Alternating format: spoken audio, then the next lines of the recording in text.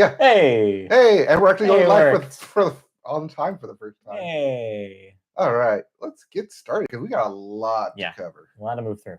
We gotta do literally everything to get to the Oscar noms at the end. Yeah. Right. And then talk about the movies. Oh no. Okay. And welcome back to another episode of the Media Boat Podcast, your weekly talk shop here of movies, TV, music, and video games, not necessarily in that order. My name is Mike. His name is Birthday Boy. Yes. My name is Matt. His name is Mike. You keep saying talk shop?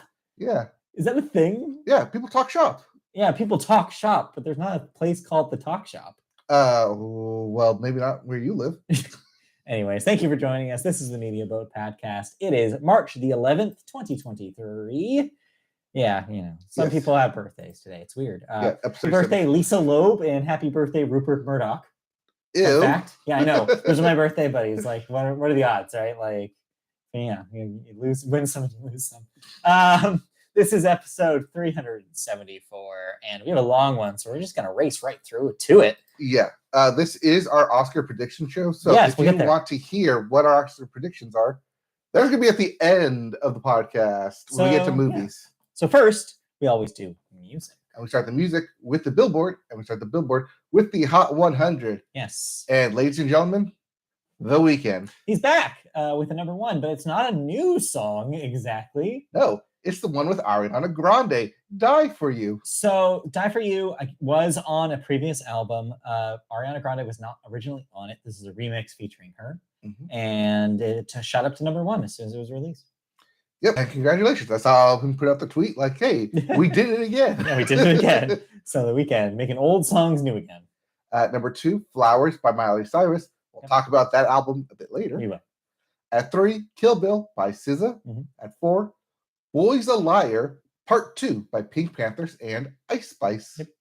And rounding out your top 5, Last Night by Morgan Wallen. Still there. But where he's not is in the Billboard 200. Yep. So let's go to the albums chart, the Billboard 200. At number 1, Mañana Será Bonita by Karol G. Yeah. New number, debuting at number 1 this week. At 2, SOS by SZA. Mm-hmm. At 3, Cracker Island by GloRilla. Yep. I think debuting there as well. Debuting at number 3. At 4, Afterlife by Yeet. Yeet. And rounding out your top 5, Midnights by Taylor Swift. Yep. If you didn't like any of those albums, we have new releases. Mm-hmm. Starting with I Love You, But This Is Goodbye by Princess Nokia. Yep. 10,000 Gex by 100 Gex. Yes, their follow-up to 1,000 Gex, which was the last record. At least going to keep adding zeros. Yeah, exactly. 1 million Gex eventually. Fantasy by M83. Yes, that M83. Songs of Surrender by U2. Yes, that U2. And in case you haven't been following along, this is their album of re-recordings of their old songs. So there's no new material on this, just reimagined versions of existing U2 material. And we also have 5, or V, by Unknown Mortal Orchestra. Yep. Praise a Lord who chews, but which does not consume, or simply Hot Between Worlds by Yves Tumor. I just wanted you to read that whole thing. Yeah. It is a very long title. Very weird. AKA Hot Between Worlds. Yes. But we moved from that silliness to a sadder story. Yes. Which is actually a story from a couple weeks ago. I did not miss it. I was just waiting to see where it went. So let's go to New York. Yes. Rochester, New York, where rapper GloRilla had several deaths in his concert. Her deaths. Yeah, her concert. At her concert. And death toll has now risen to 3. Mm-hmm. So police, New York police reported that another critically injured woman died Wednesday night, 3 days after Sunday night's deadly crowd stampede. This was similar to the Travis Scott situation, in which people were trampled by a crowd. Mm-hmm. The third fatality, a 35-year-old woman of Syracuse. Well, sorry, it was a 35-year-old woman in Syracuse.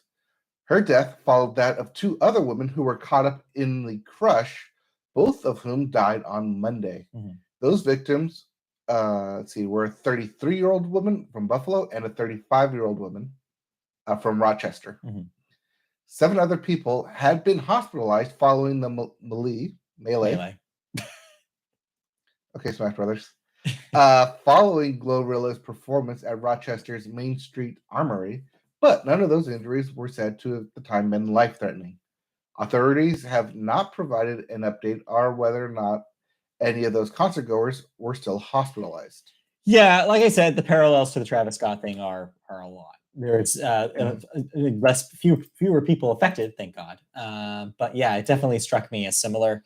And yeah, it just goes to show it's like where was security? Like there's a lot of questions to ask about this situation. And I believe it's still developing. You're right. So, it does evoke that of the Travis Scott. Yeah, it's similar. It's rough. It's like you should feel safe when you go to a concert. You should be able to go and feel protected and feel like nothing, your life isn't going to be threatened suddenly. And since that's not the case, it's depressing. And if this continues to happen, and it might, there has to be some movement here. There has to be some protections for people who are at risk at these concerts. So just sad, and disappointing. Yeah, I mean, you go to a concert, you expect to have fun. You don't expect to not come back. Yeah, it's rough. It's real rough. Yes. Not as rough for most people, but I guess rough for one person. Rough for one person. She was just nominated for Best New Artist. Yes, she was. Anitta. Yes. Well, she's in a feud with her label, Warner Records. So they have long been involved in a public dispute over Anitta's desire to have her contract terminated. But the dispute has grown increasingly hard to ignore in these past few weeks as Anitta has taken her issues directly to fans on social media.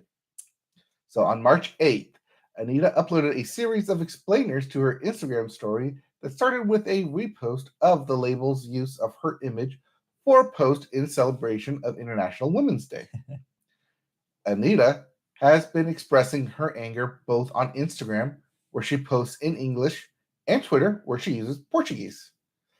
Quote, communication at Warner is so good that they're posting me on a Happy Women's Day looping post, even though I had to go public to ask for the women respect that this date represents. The singer wrote in her first post saying that the Warner post was, quote, using as background the song they said would never break without a feature. Yeah. Because I wasn't strong enough for that. The reference was to the song Envolver, or I think it's pronounced Envolver. Envolver, yeah. Yes. Which is a major hit in many markets in 2022. With Anitta alleging the label didn't believe her own pop star was sufficient without a feature from a bigger guest artist. Ouch. Yeah. This goes to show you how sometimes that there is like a disconnect between what the labels actually do with their artists and how the artists are actually treated. This kind of came out last year with the dispute a lot of artists were having over about masters owning their masters. It's the thing that Taylor has been talking about a lot too, or like using TikTok for promotion. Being forced to put up TikTok numbers with big numbers in order to release singles. Yep. It seems like the major labels have a real problem with communication, is what all of this seems to say, and it sucks. Oh, it's either communication or it's more like control. Yeah. They want to have their influence so they can point to say, well, we did this. Yeah. Instead of having an artist be there and they're just part of a release. Yeah. A distribution method. And it sucks because artists like Anitta, like they're just breaking through. Like she should be, enjoying like the beginning of a big career internationally. And the fact that she feels like she doesn't have control over her own career Well, over her own image too. Yeah, so she's trying to get out, and they won't even let her terminate the contract. It's like it seems like a mess, and I hope Anitta figures out an escape. So this is why you include a buyout clause. yeah, well, maybe she didn't have like a say in what the contract was. Right. Is my guess. Yeah. That may have taken place with people above her. It just sucks. It just sucks all around for Anitta. I wish her well in the seeking out better terms. Anyway, and her butt. Yeah, and we'll see what happens over the rest of this year. And her butt. And her butt. Yes, don't forget her butt. Yes. All right. Speaking of butts and it being shaken all over the world. Sure. Sort of. She did that once. Yeah, she did that once. She's past it now. Yeah. Miley Cyrus is currently going on an endless summer vacation. Yeah. And wants to bring us along. So the narrative for this record is that, hey, Miley Cyrus, this is her first record in a few years. She's like gone back to pop.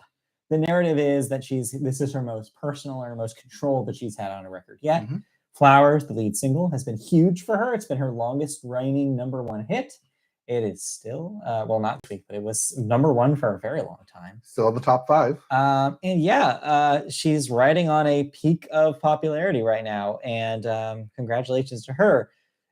The album's out, and we listened to it, and I don't know, it's fine. So not only did the album drop, it also got a video backyard session on Disney Plus same day. Right. So which version did you watch or listen to? I did not watch the thing. I forgot that it existed. Okay. I listened to it by itself. Keep in mind, I even think Flowers is just an okay song. I think it's got a good hook, but like it's kind of just middling for me. The rest of the album followed suit with that feeling. It seems like there's some good ideas. I did like one of the songs in the back end. I forget which one. Like it seems like a pretty good. There's times where it seems like she's doing some Gaga cosplay, and I was like, all right, this is interesting, but not really your range. It just seems like she's trying to not necessarily chase trends, but chase a vibe. It's a very vibey record. It kind of reminded me a little bit of Lord's Solar Power, where it was just like stays in kind of the same vibey range the whole time, and there's moments where it breaks out from that. And I don't know, maybe it was, I was listening to the Dolby Atmos mix on my AirPods, and maybe that's why it didn't really come across super great. The mix seemed a little muddy, so maybe I should give it another shot. But my first impression with it was, it's kind of boring. I didn't really gel with it either. I watched the Disney Plus version. Yeah. Where it does go into a little more of the backstory of like the songs, what she was feeling at the time. Yeah. What they're kind of referencing. Kind of like the Olivia Rodrigo thing. Yeah. Okay. Yeah, kind of the same thing. But what's the full title here? Backyard Sessions. Yes. Okay. In reference to the Long Pond Sessions. Yeah. Hey, Disney's got a brand. They're all sessions. Yeah, they're all sessions. Except this wasn't quite like a session where the Taylor Swift one was. Right. We're in a studio, we're doing a session here. This was felt like music video-esque. We're gonna put you up in a backyard overlooking LA, and you're just gonna sing your new album, and then we'll do side interviews in between each song. It was fine until she does the climb at the end, and then you realize, oh yeah, she is a really good singer. Yeah. Why did the rest of this album not sound like this? She's not in singer mode really here. And when she is, like I said, it sounds like other people. It doesn't sound like her. Like she has songs that I think people would point out and be like, oh, she has pipes. That's one of them. Wrecking Ball is another. Yep. It's like she's proven that she can write big pop songs. These aren't really that. No. It's a little low key, and I think that'll work for some people. Like I said, it's very trendy. It's very vibey right now, and I'm like, but for me, I don't know. It wasn't what I wanted from it. But honestly, you can understand it, but also not like it. But honestly, I've never really liked any of Miley Cyrus's records. So like, I feel like I'm like still waiting for the one that gets me. Well, she's a single queen. Sure, whatever that means. She just puts out singles. Out full album. I thought you were talking about like she's a single queen, like she's like that's whole plot of Flowers, right? Which is like she doesn't need anybody, she's got herself. Well, yeah, that's why she buys herself flowers. Yes, exactly. So both could be true, I guess. Yes. Anyway, so yeah, hey, she's just being Miley. Forever. That meme will forever live. Yes, because it will she's be. always just being Miley. And if you want to go on a summer vacation with her, Go for it. Go for it. Go for it. Her and Lord can have fun. Let's move on. Yes. Because I don't think we listened to anything else, right? No. Okay. All right. So let's get. Oh no, we talked about that last week. Okay, good. The SoFi. Check. Yep. And weekend. Check. Move on. Let's go into video games. We're rolling right along here. And we need to because we start with new releases. Yes. We have The Legend of Heroes: Trails to Azure. If I'm reading PS4, this name, Switch and PC. Yeah. So if I'm reading this name correctly, I believe this sounds like a crossover between two disparate versions of the Legend of Heroes franchise. Because I think it's the Trails of Cold Steel, and then I think something Azure. I forget what it is. Yeah, we had it Azure before. I could be wrong. So feel free to yell at me in emails, mediabuiltpodcast@gmail.com. If I'm wrong about this, this might just be a Trails sequel. I don't know. Either way, these seem impenetrable RPGs. So yeah, I'm not my thing, but here's another one. We also have Alice Gear Aegis CS: Concerto of Simulatrix. No idea what this is. Simulatrix. Simulated Matrix. Yeah, basically. Smash together. For the PS4, PS5, and Switch. Mm-hmm. There's also Anno getting a bump to the PS5 and Xbox Series X. Strategy game. Bayonetta Origins: Cereza and the Lost Demon for the Switch. This is an adventure game spinoff of the Bayonetta games with young Bayonetta. But everyone get out of the way for your big release. This is a big release of quotes here. Well, it's everything but the Switch. Maybe for you. You got this game flag? It's everything but the Switch. Is coming for the game flag? You getting this? No, well, I got to put the Kirby back in the way first. Yeah, I need to as well. WWE 2K23. Hey! For everything but the Switch. There you go. This, of course, coincides with WrestleMania coming up at the beginning of next month. Yep. I won't say at the end of this month, but no, it's really, they started April 1st. It's not 31st thing. Right. All right. So let's get some video game news. Yes, I got two quick ones because I knew we were going to be time sensitive this week. Yep. All right. Time to push it back because I think we figured that this was coming. Yeah. Warner Brothers is reportedly delaying Rocksteady's Suicide Squad Kills the Justice League again to the second half of 2023, following its negative response to a recent gameplay showcase. Remember how we said? PlayStation. Yeah, remember how we said like that kind of looks weird. Yeah. What's up with this? What's up with Suicide Squad? Every time they show it, it does not look fun. Yep. Well, apparently everybody else agrees. Well, according to a Bloomberg source, Warner has decided to push the title from its previously announced May release date until later this year. Suicide Squad: Kill the Justice League is the next game from the creators of the Batman Arkham series, billed as a genre-bending action-adventure shooter set in an open-world metropolis. This game was originally billed for release last year, but was eventually delayed to May of this year, and now holiday of this year. There you go. So not looking good for the Suicide Squad. No, it's sad when you have this happen where it's like they put a lot of work into it, but still the fans online just don't see it. And so it's like they just think like, oh, well, what else can we possibly do? I guess we put this back in the oven. I don't know. Like, so games like this usually do finally come out and they still get like just ignored. And yeah, I feel like that's the path ultimately, no matter what they do with Suicide Squad. It already has such bad press. I can't imagine a world where this thing comes out and blows people's minds. I just can't. The only way I could see it doing that is if it kind of end caps the DCU in order, because that's what James Gunn wants. He wants everything to be streamlined. I don't even think that works though. The timing is wrong because that stuff hasn't even started. No, because it wants to like completely separate it, which the Flash film coming out in the summer is supposedly doing, making a clean cut. So if this comes out after it, though, It's like here's your like epilogue for that half of the DC films Yeah. and like media and all of that. We're gonna do our own stuff now from over here. Only way I see that working. Yeah, I don't know. Like, and then you could say it's buggy because that universe is like falling apart already. they needed this thing to come out when that movie came out, and so every time that it's delayed, it just feels like way too late. Yeah, disappointing. What isn't disappointing though is our second story, which is interesting. Yes, yesterday was Mario Day. Yes, it was. March 10th, celebration of Mario Day, and we got an update. Yes. To Mario Kart Infinite. No, Mario Kart 8 Deluxe. Okay, whatever. They throw it sideways and it's Infinite. All right. The latest update for Mario Kart 8 Deluxe adds 5 new blank slots on the character selection screen.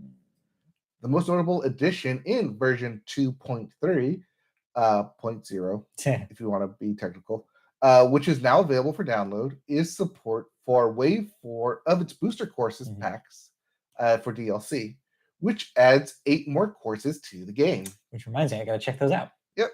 The DLC also adds Birdo to the roster. Birdo. Making it the first wave to add a new character since before it's been just the tracks. Right. However, rather than reorganizing the character select screen in a way that adds Birdo cleanly, game now added 5 kind of question mark spaces. So we're getting new characters. So that's the question. 5 more characters. So Mario Kart 8 is interesting because they've already opened the floodgates for characters outside of the Mario universe. You can play as Link. You can play as Animal Crossing characters.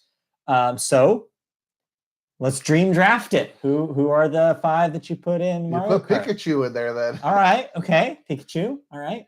Kirby. You put Kirby in there and have a Warp Star car. Yes. Who else? Who else would be a good fit? Splatoon, just because they keep trying to. There's already male and female Splatoon characters. Yes. All right. So it has to be Nintendo specific. Though. Yeah. So do you put just Pokemon trainer, I guess? Fox. Oh, Star Fox. Put Fox in there. Yeah. You try to pull from like Street Fighter or not Street Fighter from Smash Brothers, aren't you? Pauline. You put Pauline in there. They already have all the rest of the princesses. Yeah, they have Daisy. They have Peach, and they have Rosalina. Rosalina. Just put Pauline in there. It's an easy slam dunk, especially because she's purportedly in the movie somewhere. Yeah. And then I need one more. Chris Pratt. Yes, Chris Pratt. Put him in Mario Kart. I don't know. What can I do one real quick? Samus. Why not? Put Samus in. Oh, speaking of which, speaking of Nintendo, while we're still on the subject, the final trailer. Game Boy Advance Classic Metroid Fusion is now available on the Game Boy Advance Switch stuff. So if you're paying for the expansion pass, that's a good one to play. I love Fusion. So is this the one that they just remastered too? No. Was that Fusion? No, that's Prime. Prime is the one Fusion was a Game Boy Advance game that came out the same day as Metroid Prime. And I played both at the time. And yeah, Fusion's a good time. I like Fusion a lot. So if you haven't played Fusion, this is your chance. Let this be a PSA. All right, that's it for video games. Yes, and we'll see what gets added to the roster in probably the next update, Wave 5. Yeah, we'll see. All right, did you play anything? I'll be real brief. Fortnite Chapter 4. Chapter 4 Season 2 started yesterday. They added some new stuff. It seems like there's new areas in the world. There's some new gameplay involving grinding on rails. Rail grind? Yeah. Everyone does rail grinds in the late 2000s. Seems cool. So yeah, I'm excited to play more Fortnite, obviously. And Aloy's in the game. I bought Aloy. I own Aloy now. I mean, you could have owned Aloy because she's coming to PlayStation 5. Yeah. Extra. Funny that you mentioned that. I don't need to have that service anymore after a package I got from my father last night. Oh. Okay. Yeah, I have a hard copy now of Forbidden West. So I'm going to finish it at some point. We'll see. So I beat Kirby. You beat Kirby. I beat the Magalore epilogue. Return to Dreamland Deluxe. Yes. Specifically is what we're talking about. Specifically, yes. The new Kirby. All right. The new re-release of Kirby. All right.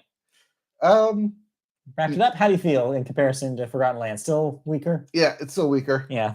Even with the added Magalore stuff, Yeah. Not quite there. Not quite there. At least with the Magalore, it made me want to replay levels. Sure. If only to continue to level up Magalore. Yeah. But if you can't level him up like completely the first run through and you have to replay levels, is it really that good?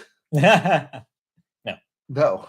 So yeah, just not a whole lot of replay value in this. No. And then I did started doing some of the mini games at the Magalore Castle. Yeah, they're not great. No, I played them through once each time. It's like, okay. One time's enough. Yeah, I don't need to like get 4 people and play all of these. No, absolutely not.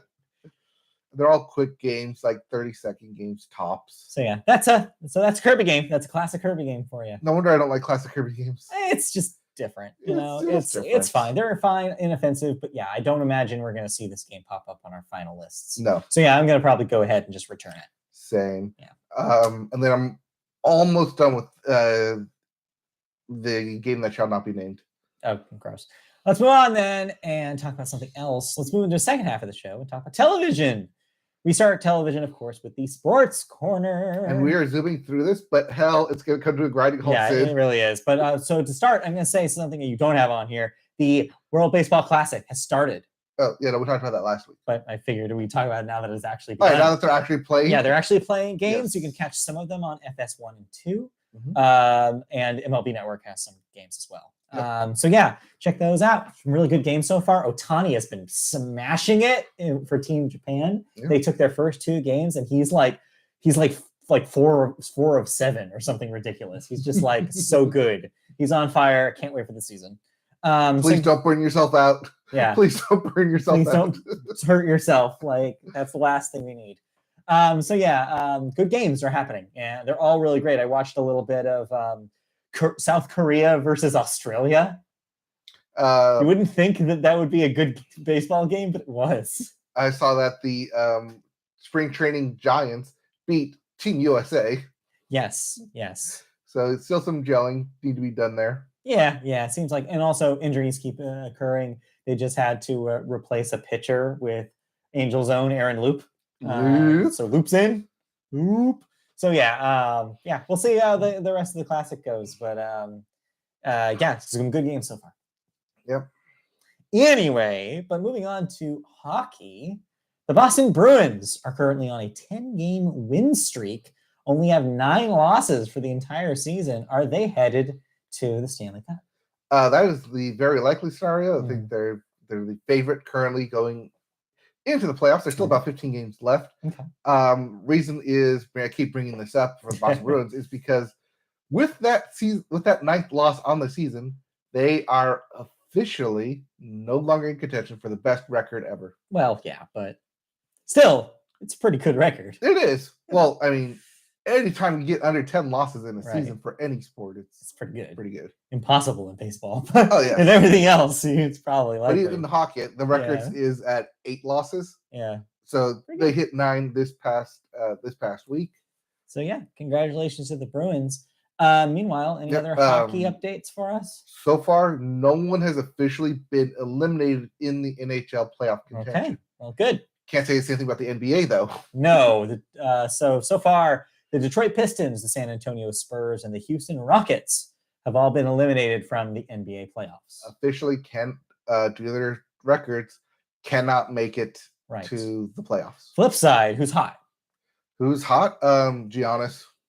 Well, I mean, yes, we knew that, but I mean, what teams? Oh, the Bucks. The Knicks were on a 9-game win streak. All right. I think that recently ended, though. Lakers are just retired Pau Gasol's jersey. Okay. Hanging up there with Kobe now. So that was happening this past week. Mm-hmm. They're still struggling. They're still middling. They're going to get a wild card, but that's because LeBron will it He'll to force happen. It to happen. Yeah, he needs another playoffs. He does not end seasons early. No. So yeah, we'll see how that wraps up as NBA season starts to wind down. Yep. And March Madness starts to pick up. And then yes, basketball in the college world is just about to heat up. You're right. Selection Sunday is tomorrow, so get ready. Today, I think tomorrow as well. Mostly today, as of this recording on Saturday, is conference championship games. Woo. So If you win, you get the automatic bid into the selection. And then it's time for brackets. Yes. In the Big West over here, we have a house divided. Ooh. As Cal State Fullerton will Oh, play shit. Santa Barbara Oh, shit. tonight. Oh, shit. How did that happen? Because UCI choked. Hey, you know what? We can make fun of the local schools all we want. Yeah, we can. All right, let's move on. Lastly, in sports, though, controversy in football. Yeah, controversy. I mean, well, Bears fans are happy. Yeah. Bears fans are thrilled because the Bears have traded their number 1 draft pick to the Panthers, but in what they got back is the big deal, right? Yeah, the Bears gave one player away, the number 1 pick. In return, they got the DJ Moore, receiver for the Panthers. Yes. The Panthers' first round draft pick, which they now dropped from number 1 to number 9. Their second round draft pick, and their first round next year. So, do you think it was worth it for the Panthers? No. And that seems to be what everybody's saying. Is like, why would they take this deal? But sure. Not only would they like present this because now the Panthers have the number 1 pick, but they gave up the number 1 receiver. Earlier in the season, they gave up their number 1 running back, Christian McCaffrey, to the Niners. And lest we forget, this past season they had both. They had to bring in both Sam Darnold and Baker Mayfield. Yeah. And now they're going for the number 1 pick, which pretty much like guarantees you any quarterback in the draft. But do they they can have 3 quarterbacks just hanging out? Yeah. All right, Panthers, whatever. Do what you do. I don't know what you're doing, Panthers. But we'll find out, I guess. Maybe they're playing the long game on all of us. Drafting a defensive end, number 1 pick. Yeah, that would be funny.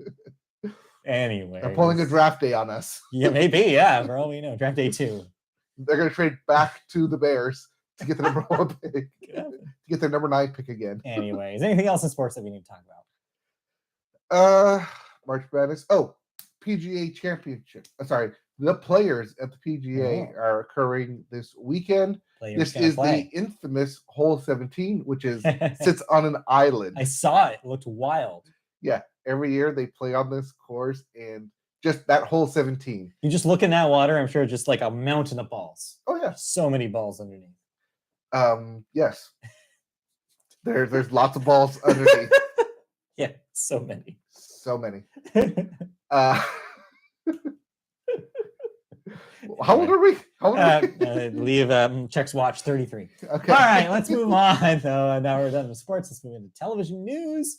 A couple of quick hits this week. First up takes us to Saturday Night Live. But for once, a story about SNL here on the Media Boat podcast isn't about the cast. No, it's about the crew. More specifically, the post-production editors behind Saturday Night Live.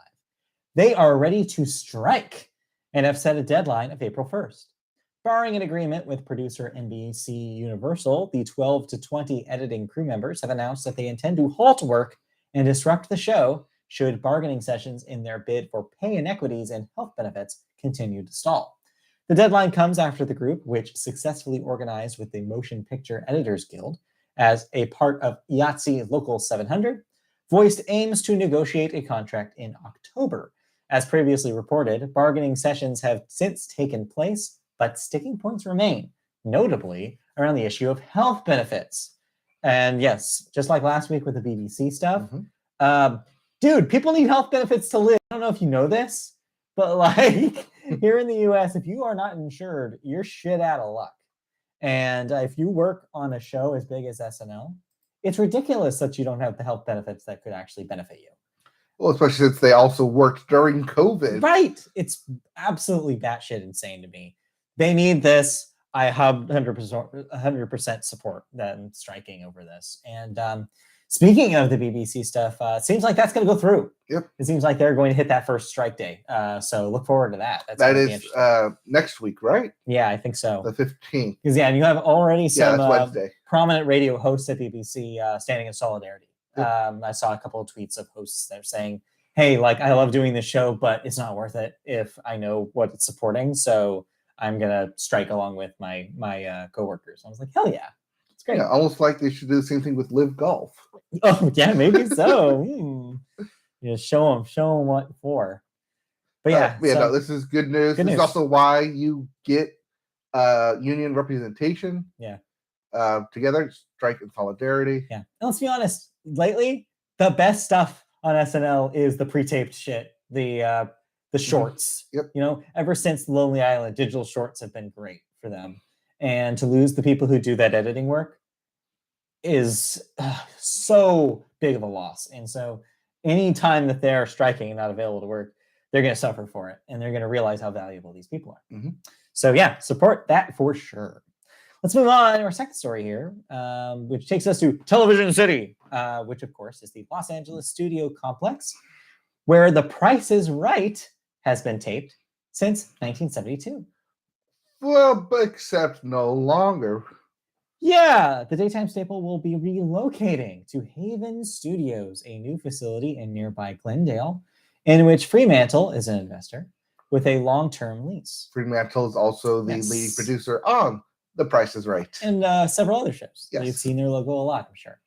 Hackman Capital Partners, which bought Television City for $750 million from CBS in 2019, is planning a $1.25 billion renovation of the landmark complex. In addition to The Price is Right, it has been housing CBS's The Late Late Show with James Corden, which it no longer needs to. Yeah, which is ending its run this spring, as well as The Young and the Restless, Dancing with the Stars, American Idol, and Real Time with Bill Maher, which are solidifying moving arrangements as well. Hackman's plan for Television City would raise the number of stages from 8 to at least 15, along with production support facilities and offices for rent. The 4 original stages built by CBS at the campus's launch back in 1952 would be preserved, though, along with other historical design elements created by Los Angeles architect William Pereira. At the time of the 2019 sale, CBS remained a tenant, keeping its Television City-based productions in place until now. So this is temporary. It is, but I do believe that the studio is named the Bob Barker Studio. Yes. So all that history of The Price is Right won't be going away. No. If anything, they'll just make it a spot in a museum tour that they'll just do. Maybe. Yeah. I've seen you, Warner Brothers, and your friends lot. Right. I know what you're up to. That's what they do. So yeah, this is just a temporary move. I don't know if it'll affect the show that much. I can't imagine it would. But yeah, interesting nonetheless. Yeah, I mean, buried in here is the $1.25 billion renovation. Yeah. But yeah, Price is Right. Staple of television since 1972. And yeah, and that was when it was relaunched. So it even goes back further than that. So yeah, needless to say, excited to see what they do with Television City, though. That's a classic landmark of television in Los Angeles. Looking forward to see that new renovation. Yep. All right, in the meantime, we have some thoughts on some television. Let's go straight into the one you already mentioned. What else would you want to say about the Miley Cyrus Endless Summer Vacation Backyard Sessions on Disney+? Like I said before, if you want to get more kind of behind the scenes, kind of more in depth of what each song is about, what it's referencing, where she gets her inspiration from. Behind the scenes. Oh, behind the scenes stuff. Yeah, it's there. It's also only 40 minutes, so it's not that long. Okay. I think the long con sessions were actually longer at an hour and a half. Yeah, I believe you're right. So yeah, it's there. It's 40 minutes. It's short, but also if you just want to hear Miley Cyrus sing "The Climb" at the end, be like, yeah, this is why she sings. This is why we like Miley Cyrus. And The Climb. What was she doing before this? Every time I hear anything that refers to The Climb, I think of The Climb, the song. Yes. Yeah, I just can't separate that. Anytime just climbing anything, it's just The Climb. Like, I'm going climbing. You mean it's The Climb? Anyways, but we also have 2 other things. We'll save the big conversation for last. So tell me about Hulu's Mel Brooks's History of the World Part 2. Part 2's. Yes. So this is a sequel. Yes. Throw huge quotes in here. Sequel to the 40-year-old film History of the World Part 1 by Mel Brooks. Yes. Most notably about this sequel is that Mel Brooks isn't really in it. Well, he just does the voiceover for the interstitials. Sure. And I'm sure he wrote a bunch for it. Yes. But if you like Ike Barinthal and you like Nick Kroll, you're going to like History of the World Part 2 because they are everywhere in this thing. And who's not in this thing? I've seen like clips and it seems like it's just star-studded, packed with celebrity cameos. The entire cast of Abbott Elementary is in this thing. Yeah. If you have a speaking line, you are from somewhere else. Yeah. It's, I think basically Mel Brooks. They heard Mel Brooks was doing Hit the Road Part 2. As Like, yeah, sure. television, Of you course want to I'll work with Mel Brooks before he is no longer here with us. So a couple of important notes. One, this is not a film like the first one. This is separated into parts and is being released on Hulu over a period of time. It is currently all released. It was a one-week event, 1 week. Released daily. Got it. Starting on Monday through part 6, which was yesterday. Yeah. It started Sunday. It's today. And the second note is just like the first one. It is essentially a satire parody of the history of the world, as the name implies, both real and mythological. Yes. So does it pick up where the part 1 ended? So while part 1 was more about European world history. It's been so long, I barely remember it. This is kind of more modern, but also not really. Okay. I think the most common thread they go back to is the 1920s with the Romanovs. Okay. Before that, 1860s with the World Civil War. Yes. There's a lot of one-offs within it, but there's also a lot of spliced up timelines. Okay. So it's like they'll do a little short bit, go to some other stuff, return to that, end the episode, then pick up back with the other stuff. So you have to kind of watch everything in order to kind of intersplice the whole story that they're trying to tell. Not that the story really matters here. What matters here is, of course, the jokes. It's a joke machine. Yes. It's jokes per second. Yeah. No downtime. Everything is said to be a joke. Yeah. Everything is comedy. So the question is it funny? No. Okay, first of all, for some context, parts are. What is your relationship with the Mel Brooks universe? Do you typically like Mel Brooks movies? It's very Mel Brooks is notoriously for being random, very tongue-in-cheek, I know what I'm doing here. Self-aware to a certain extent. Yes. They often have characters talking to the camera and reacting to things. It's very much like, we know we're in a comedy, we're going to be as broad as possible, we're going to be as weird as possible. Yes. And this is more of that. So yeah, are you more of a Spaceballs person, Blazing Saddles person? Where do you fall on the Mel Brooks? More Blazing Saddles. Okay. Just because I saw when I was young, so it's kind of like the nostalgia almost. Yes, nostalgia almost for it. But History of the World, part 1 was never one of my. No, it was not an R rotation either. Rotation. Well, I think part of it is that I think my dad was very careful about okay, here's the ones I think it's okay for you to see, and here's the ones I don't think you should see. Yes. I believe part 1 was on the ones that I did not see as a kid because he was like, not yet. Yeah. Watch the TV edit of the rest of them, but we didn't even watch the TV edit of part 1.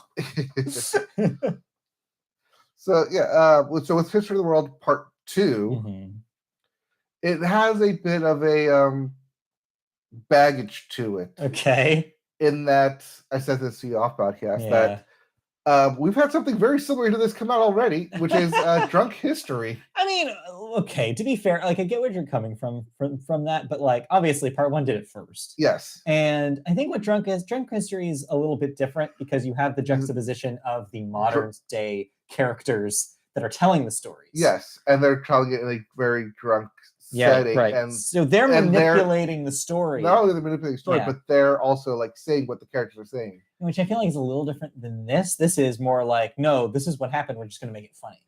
Yeah. But this is also celebrities dressing up to portray. That's true. In a very comedic take of history. But I also in a very short stint. But I would also assume and hope that this is a little bit higher budget than what Comedy Central could pull off. Oh, yeah, no, it's definitely a higher budget than that. That's good to hear. I think if you go into this blind, you'll find stuff that's funny. Okay. You'll find stuff to chuckle at, but it's also stuff that I feel has been treaded before or jokes that have been made because it's history jokes. Yeah, you've seen this stuff done before. Yeah. Okay. Well, I think part of the fun is watching it and be like, oh, that's from this person, or this person from that project. yeah. Yeah, exactly. The fun here is seeing the celebrities, seeing the jokes, and see what they do with the cards that they're dealt. Because you Yes. know what happens pretty much in all these stories. It's just a matter of like, how are they interpreting it? Mhm. So, I mean, it seems interesting. I'll probably check this out when I have a lot of downtime. Each episode's tomorrow. about like 30, 35 minutes. Oh, yeah, it's easy. So Digestible. it's very digestible. You can stop. I mean, I think the breaks per episode gives you a good stopping point too. Yeah, and the whole thing together could be a movie. Yeah. There you go. All right. Well, I mean, it is if you have Hulu Plus. Yeah, there you go. Oh yeah, that's the thing. The joke that took me out was they made a direct Hulu Plus joke. That's funny. I was like, you knew where this was going the whole time. Oh yeah, no, they're like again, the man cannot keep himself from being self-referential. Yes. It's just like he's always done this. Yep. Anyway, let's move on though. There's one last show we need to talk about, and unfortunately, we have to be brief on it. We could probably go and do a whole podcast about this show. Probably could. But Poker Face, not the Lady Gaga song. Ryan Johnson's and Natasha Lyonne's mystery solving epic has finally ended its first season. It's already been confirmed for a second. Yep. And they also kind of set up that they could do this for 5 more seasons. Oh yeah, they set up that they could do this forever if they wanted to, Yes. which is amazing. So I really enjoyed how they finished the finale here. I really liked how they set up for a new season, but also had that really nice feeling of tied up loose ends from the previous season. They addressed everything you'd hope that they would address. Yeah. The cliffhanger between the penultimate and this episode was amazing, and I was shocked with how they resolved that. I was like, wow, okay. Like there's twist after twist, which is what the show does best. The through line from the first episode to the finale as well. It just, looking back on it, just what an incredible season of television. This is absolutely going to show up on our top 5 at the end of the year. For both of us, for sure. It's just amazing. And just to see, like, even when it's not Ryan Johnson doing the writing and directing, it was still stellar. Mm-hmm. You can tell that he hired a writer's room full of people that have his kind of same vision for the show. It all feels of a piece. It never felt out of sync with each other. The story never felt like it was like, none of the mysteries seemed like, oh, this one's too simple or this one's was too boring. They all were interesting and different enough where every episode was compelling. Every episode worked. If you notice the writing credits throughout the season, you'll notice that Ryan Johnson wrote and directed the first episode, wrote the second episode, and then wrote the penultimate and the finale, but didn't direct. I think he only directed the penultimate. Yeah, he did not direct the finale. No, I noticed that. I was like, wow, that's very confident, where he was just like, no, I trust this other person to direct But this. the fact that he did direct the penultimate was also just because Joseph Gordon-Levitt was in there. Right, and they're besties. So they're totally besties. So yeah, I mean, and media book friend of the show, Dave Castaneda. Yeah, as well. Blew my mind when he showed up. I was like, what? So yeah, it was, oh my god, fantastic finale. I really enjoyed it. I mean, what else is there to say about the show? You gotta watch. I mean, the fact that it's behind the Peacock, kind of paywall. I'm hoping people are getting Peacock for this. Because I mean, I keep telling people to, like, if they have Peacock or just like thinking about it, like, just watch it for Poker Face. You can, now that all episodes are out, you can get the 1 week free trial. Yes, it's worth it. Binge watch it. It's worth it. Just watch all of it. Yes. So I'm sure we'll have an opportunity in the future to talk more about Poker Face. Also, we'll have your thoughts up. You should go in there and update it with thoughts about how it wrapped up, and then I'll post that this week on the website. So go to mediabopodcast.com and check out Mike's thoughts about it sometime this week. We'll talk a little bit more about what we're watching on Peacock. We'll get there. But before that, do you have anything else to say about Poker besides that it's really good? No, I think our top 5 at the end. Yeah, I think that's really all there is to say. They nailed the landing. It's fantastic, and I'm so excited to get more of this show. Yeah, I really like, especially with this finale, that when they do the reverse back it up, that's not from Charlie's perspective. Right. Yeah, it's neat. Yeah, and it's like, oh yeah, what was Benjamin Bratt doing this entire time? Well, you find out he's on some True Detective shit. Yeah. The whole time Christy was like doing a Matthew McConaughey. I'm like, yeah, this is just True Detective, isn't it? It's so funny to me. But yeah, so friend of the show, Christy loved it. Oh yeah, she loved every second. Doctor loved it as well. Yeah, there's only one episode she didn't like. Okay. It was the Hollywood one. Really? That was my favorite. I know. That was my favorite of the whole season. I think because the guy like purposely like jumped off or I like mean, it's yes. a little suicidal. Yeah, that happens twice. Yes. So if you're sensitive to that kind of thing, don't maybe skip those scenes. But like, yeah, that was my favorite of the whole thing. I thought Mhm. that was amazing. Anyways, let's stop talking about Poker Face though. Can we not? I Oh, no, mean, sorry, we we'd have love to. but we Because we can't have because we to have a big keep thing to going. tackle here as we move on Yep. into cancellations and renewals. All right. What am I no longer watching? Well, Netflix is bringing back Class for a second season. Class is Class back is in back session. in session. Thank you.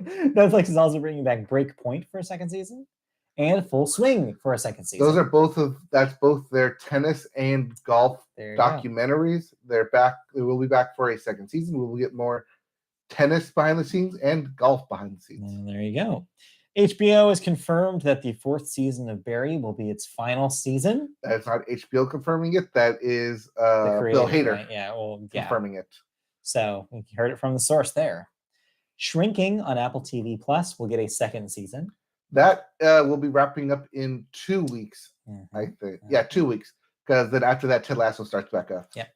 And then lastly, HBO Max is bringing back Batman Caped Crusader. Or not bringing back, confirmed that they are ordering 2 seasons of Batman Caped Crusader. Yes, this is part of what was originally canceled. Yes, this is not actually canceled anymore. This will premiere and we'll have 2 dedicated seasons for it at least. Yes. Of course, there's a lot of questions about this. This is animated, right? Yes, this is the animated. So the question, of course, is who is Batman? Obviously, we lost Kevin Conroy this year. Mm-hmm. And so, there's a lot of questions about what you do going forward with an animated Batman.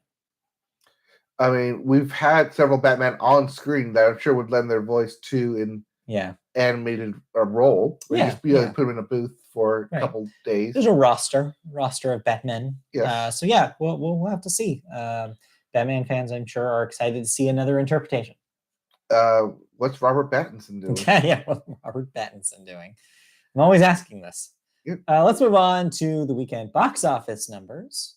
Let's go. To movies, and then we always start with the weekend box office numbers. Sorry, for a second, I thought we were already in movies. Oh, because we were talking about Batman. It was gone so fast. Your number 1 movie this week is Creed 3, debuting to $58 million. Congratulations to Michael B. Jordan, friend of the show. I wish.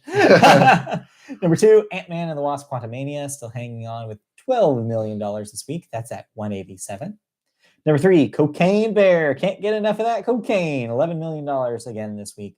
$41 million total domestic. So at least Creed 3 did better than Cocaine Bear. I mean, hey, didn't take a whole lot. Number 4, Demon Slayer Kimetsu no Yaiba - To the Swordsmith Village. It was a lot. $10 million debut this week. Anime movie still charting in the top 5. That is yet another Demon Slayer movie from last year's Mugen Train. There you go. Just keeps on trucking. Or training. Raylan. Number 5, rounding out your top 5, Jesus Revolution with another $8.5 million. That's at $30 million even. In case you're wondering what last week's other debut did, Operation Fortune with Jason Statham and Aubrey Plaza. Oof, way down at number 7 with only $3.1 million. Now, I want to say this looks like a Netflix thing, so it might come on Netflix soon. So maybe it's just, it was never intended to do its money here, but still disappointing if you're Jason Statham. He just does not put butts in seats anymore. No. Moving on to this week, though. Did we talk about these last week? I feel like we didn't. I always keep this week's up. Well, since we missed it last week, Scream 6 is this week's new release. Yep, Ride the Train. Yeah, Ride the Train. Come and ride it. We did talk about 65 and Champions, but I don't remember talking about Scream 6. Whatever. Anyways, so those are the movies this week. But next week, though, it's time to Shazam again. DC is pulling out all the stops because I've seen nothing but advertising for this thing. Really pushing it. Shazam! Fury of the Gods is out this week. Yep, after being delayed twice. It was supposed to come out last year. Finally getting a March release. So, I guess if you're the one person who's been waiting for Shazam 2, here you go. Here it is.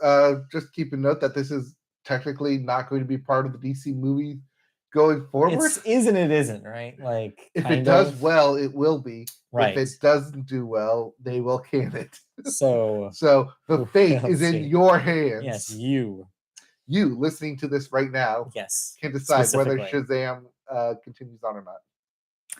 It doesn't need to. Not a big deal. Not a big loss. Let's move on to movie news this week.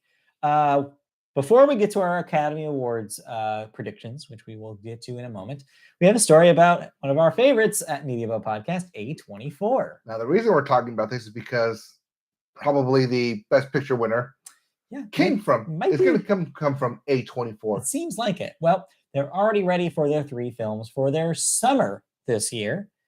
The Nicole Holofcener, Julia Louis-Dreyfus reteam You Hurt My Feelings. The Celine Song. Wait, Celine Song is a person? Oh, yes, okay. The Celine Song directed / written title Past Lives. And this distributor's hot Sundance horror pickup, Talk to Me. So first up, You Hurt My Feelings follows a novelist, played by Dreyfus, whose long-standing marriage is suddenly upended when she overhears her husband give his honest reaction to her latest book. It's a movie about trust, lies, and the things we say to the people we love most. Sounds like a comedy. Yes, so funny. Song's featured directorial debut, Past Lives, follows Nora and Hae Sung, 2 deeply connected childhood friends who are wrest apart after Nora's family emigrates from South Korea. 2 decades later, they are reunited in New York for one fateful week as they confront notions of destiny, love, and the choices that make a life in this heart-rending modern romance. This might be the one that they're going to try and push for Oscars. Got it. Well, we'll see. Going wide is Australian horror title Talk to Me from Danny and Michael Filippo. This movie is in its midnight premiere at Sundance, spurred a bidding war with Universal and others before A24 won out. The logline for this one is, when a group of friends discover how to conjure spirits using an embalmed hand, they become hooked on the new thrill, until one of them goes too far and unleashes terrifying supernatural forces. This sounds like it was supposed to be from Jordan Peele, but it's not. Yeah, but hey, sounds interesting. Yeah. So yeah. So we got a comedy, a drama, and a horror, all coming from A24. Something for everybody. I mean, a little genre for everybody. Yeah. But as we always note, A24 does not have a permanent streaming home. Right. This was technically the other big story, was Sony basically denying that they own Crackle. Yeah. Well, we don't have one. Well, basically. They don't have the streaming service because they sold Crackle to the Chicken Soup for the Soul Entertainment. Yeah. They don't have the same kind that the other studios do, is what they mean. They don't have a Peacock. They don't have a HBO Max equivalent. But because of that, because they're going to put out films anyways, they go then to the highest bidder. Right, yes. So that's just instant money coming into them. Same thing here with A24 when all of their films get released. Just instant money, write a check, get the film. Yeah. So, I'm sure I'm sure they all do okay. They all sound interesting enough. So hopefully they'll find their audiences. Yeah. All right. Let's move on to, though, the starring part of this week's podcast, which, of course, you're going to be eyes peeled to tomorrow night as the Oscar ballots are opened. We find out who the big winners are, who gets the trophies this time. Well, in anticipation of that, just like every year, we have our own Media Boat Podcast predictions to share with you today. Now, do you want to go through the predictions first or the movies first? Because we watched some of these nominated films. Let's do the predictions first and save the movies for last. All right. I feel like we're going to go probably longer on that. Probably. So let's just walk through the categories here and talk about where we're feeling, where our gut is about them and why. So we share most of these opinions. However, we are different. Like we have different ones every once in a while. So we'll have to eventually get into where we differ. But let's just start from the top here with Best Supporting Actor. Nominees here: Brendan Gleeson for The Banshees of Inisherin, Brian Tyree Henry for Causeway, Judd Hirsch for The Fabelmans, Barry Keoghan for The Banshees of Inisherin, and Ke Huy Quan for Everything Everywhere All at Once. And get ready to say that name. Yes. Because he has been winning every single award for this category. Yeah. We said this after the SAG Awards, but it seems like The actors are definitely seemingly in support of Everything Everywhere. I think that Everything Everywhere will have a lot of momentum going into the show. And so it has certainly painted a lot of our expectations for the show. And he seems like a sure bet. Yep. So we both have Kike Kwan. Ke Huy Quan here as well. So yes, look for this. Look for him to win. Next up for Best Supporting Actress, though, kind of different story. We have Angela Bassett for Black Panther Wakanda Forever, Hong Chow for The Whale, Carrie Condon for The Banshees of Inisherin, Jamie Lee Curtis for Everything Everywhere, and Stephanie Hsu for Everything Everywhere. So recently on Poker Face. Yeah. So we are not going with Everything Everywhere here. No, here we're going with Angela Bassett. She's also won a lot of the upcoming supporting actress awards. The one she's in contention with is Jamie Lee Curtis for Everything Everywhere. Because I think she won the SAG award. Yes. She won the SAG, but Angela seemed to have had the momentum going in there. So yeah, I feel like we're playing it safe here with Angela Bassett. Could be Jamie Lee Curtis. I could see it. I could see it because she just won the SAG. Yeah, but in terms of actually holding up a film as the role, doesn't seem like an Oscar-winning role to me. No, I have not seen Wakanda Forever though. I want to note this. So I do not know how good she is, but I'm assuming the way that everybody talks about her role in that is that she's the reason to see that movie. Spoiler: she's only in it for the first half, but she literally kills it. Yeah. So. I almost had to pick her here because also this is probably the only time you see Disney really with a player here. Yeah, I mean they were gunning for Black Panther for Best Picture when it came out in 2018. It's not even, but this time the sequel's not even nominated for Best Picture. So 2019. 2019. Yeah, the year after. Yeah. Year after. Anyway, so yeah, that's our pick. Angela Bassett is probably... It came out in 2018, and then the award was 2019. That's what I'm saying. Yep. Moving on to Best Animated Short Film. If you listened to our episode last week...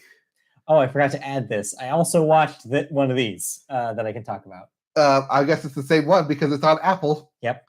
We'll get there. But yes, The Boy, the Mole, the Fox, and the Horse, The Flying Sailor, Ice Merchants, My Year of Dicks, and An Ostrich Told Me the World is Fake, and I Think I Believe It.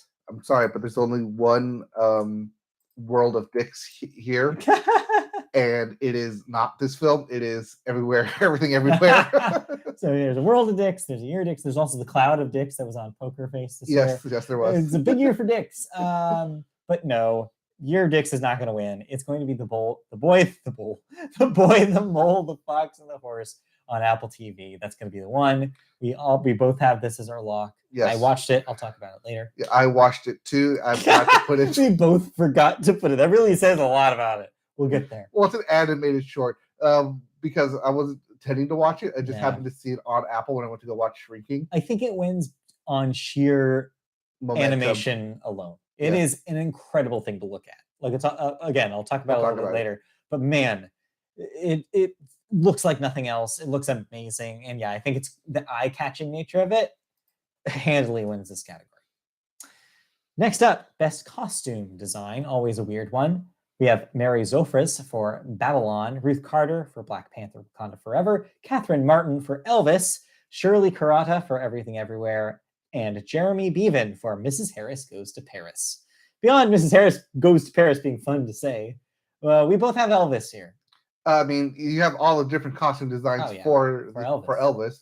They all not only have to be historically accurate. Yeah. But yeah, you can't use the actual costumes that Elvis used. You have to recreate them. Right. And so many costume changes. Yeah, I think there's an outside chance of Babylon here. But beyond that happening, it seems it's pretty easy to mark Elvis here. Cool. But could you tell me what Babylon was about? I think it's a Hollywood thing. It's like that period piece. Exactly. I don't know. I only saw trailers for it. It's just apparently it was a big whiff. So yeah, I don't know. Let's move on. Next up, Best Live Action Short Film. We have An Irish Goodbye, Ivalu, Les Pupilles, Night Ride, and The Red Suitcase. So we both went with the Irish Goodbye. I think we have it because it seems to be the favorite here. Yes, Yeah. it is the favorite. Also, if you know anything about what an actual Irish Goodbye is, it's leaving without actually saying goodbye. Right, yes. I don't know if that actually has to do with what this thing is about. I don't know, but but that's our pick. Yes. We could be wildly off. I don't know. Hey, we could be wildly wrong. Yes, keep that in mind throughout this whole thing. All right. Now, here's where things start to get different. Yeah, so Best Original Score is an interesting one this year. We have Volker Bertelmann, a very German name for a very German movie, All Quiet on the Western Front. Justin Hurwitz for Babylon. Yes, that Justin Hurwitz.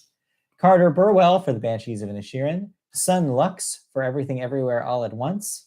And John Williams, the last time we'll probably see him in this category, for The Fabelmans. Until the next Star Wars film comes out. No, he retired. Oh, yes, that's right. He's done. So we are split on this one. I, after doing some research, have chosen All Quiet on the Western Front. It seemed like that the score was very well done and very moving here. You've seen it. Can you vouch for this? Yes, you could also have seen this. It's on Netflix. Just subtitles, man. Yes. It's long in subtitles. It is. But you have... I went with The Banshees of Inisherin, which we also have both watched. I can't remember anything about its score. It's not about the score, it's about the feeling and the mood, because there's not a whole lot of dialogue, there's a lot of like extended scenes where they're just looking off into the distance. Sure. So not only does the story have to be told through the actors acting, but also through the swell of the score. That's how I voted last year. If you recall, I had Power of the Dog as a lock here because I remembered it and it was evocative and it was a mood setter. That's not what won. So I learned my lesson this year. I am playing it safe. I'm going with the thing that they usually classically go with, which is a more orchestral like kind of vibe as opposed to something a little different. Well, we could both be wrong, and John Williams could win it just because it could be the last time he gets nominated. Oh, I hope not. How boring. If just 2 wins for The Fabelmans. If that's the one Oscar The Fabelmans wins. Yeah. It's just because it's John Williams. Yeah, we'll see. Let's move on to Best Sound. A lot of names here. Victor Presil, Frank Cruz, Marcus Stemler, Lars Grinzel, or ERs? I'm not sure. And Stefan Corte for All Quiet on the Western Front. Next up, Julian Howarth, Gwendolyn Yates Whittle, Dick Bernstein, Christopher Boyes, Gary Summers, and Michael Hedges for Avatar: The Way of Water. The only name I recognize there is Gary Summers. Stuart Wilson, William Files, Douglas Murray, and Andy Nelson for The Batman. David Lee, Wayne Pashley, Andy Nelson, and Michael Keller for Elvis. And Mark Weingarten, James H. Mather, Al Nelson, Chris Burden, and Mark Taylor for Top Gun Maverick. Now, thing to note about Best Sound is that it's the combined category for sound mixing and sound editing. They're both now, or I think it was last year, but they're both Best Sound. There is no differential between the two. Yes. So we are split on this one as well. And I think I can see easily why we're split. Because they gave us both a war movie and a music movie. Yes. And you could pretty much be safe with either of them. Yes. And in this case, I went with All Quiet on the Western Front. I think war movies traditionally do have a history of winning because war is happening all around you. And that mix has to be perfect. And that editing has to make sense. But with Elvis, it's all about the sound editing. Right. It's about the mixing of the different eras, the different sounds of Elvis. Yeah. In addition to Austin Butler's Elvis into this, that's why I went with Elvis. I mean, I don't blame you. Like I said, I think it's a good pick out of all of these. That being said, I'm a little more confident about All Quiet. I think that. Yes, you're right. Typically, a war film has the upper hand. Yes. But we've seen this happen. If it's not going to win Best Picture, it's probably not going to win Best Sound. I disagree, but we'll see. Well, then again, Elvis isn't going to win Best Picture. Yeah, either. It's not. See, that defeats your whole argument there. So let's move on. Let's talk about screenplays. Best Adapted Screenplay. First up, Edward Berger, Leslie Patterson, and Ian Stokell for All Quiet on the Western Front. I just want to note here that I've combined the names for both script and story by. So this is everybody involved in the story. Next except for this one, which was just one guy, Ryan Johnson for Glass Onion, a Knives Out mystery. Next up, Kazuo Ishiguro for Living, Aaron Kruger and Eric Warren Singer, and Christopher McQuarrie. Also, story by Peter Craig and Justin Marks for Top Gun Maverick. There'll be a lot of people on stage. And Sarah Polley for Women Talking. So we are split on this one as well. You're taking adapted seriously, and you're going with the most adapted here. Yes. Which is All Quiet on the Western Front, of course, an adaptation of the novel. The most adapted thing on here is page for page, beat for beat, adapted All Quiet on the Western Front. Meanwhile, I'm going with Women Talking. Sarah Polley was someone who was nominated in this category before and lost. Mm-hmm. And a lot of people were surprised by this. So I feel like this is the time. Also, I'm not confident in them voting on an adapted screenplay in a foreign language. I feel like it's not going to happen. I mean, we both know our actual favorite is Glass Onion. Yeah, but I don't think Rian Johnson can win. No, he's not going to win. It's a tough category for him this year. I don't know why Top Gun is in here. Like, sure, I guess. Because it was really well loved. So you got to give some more awards. But at least more nominations, not awards. Yeah. But yeah, still, I'm pretty confident about Women Talking in this category. I think it's the strongest. There's maybe an outside chance of All Quiet, but I don't see it. I don't see Academy voters going for a film in German for a screenplay. Okay, so let's go to the polls then. What did the Writers Guild say? Well, we don't know because I think that was this weekend. Yeah.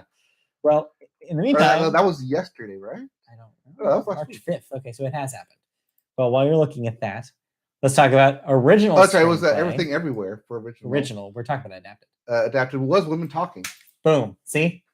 Speaking of original screenplay, here are the nominees for that category. Sorry. It only won because All Quiet on the Western Front was not nominated for it.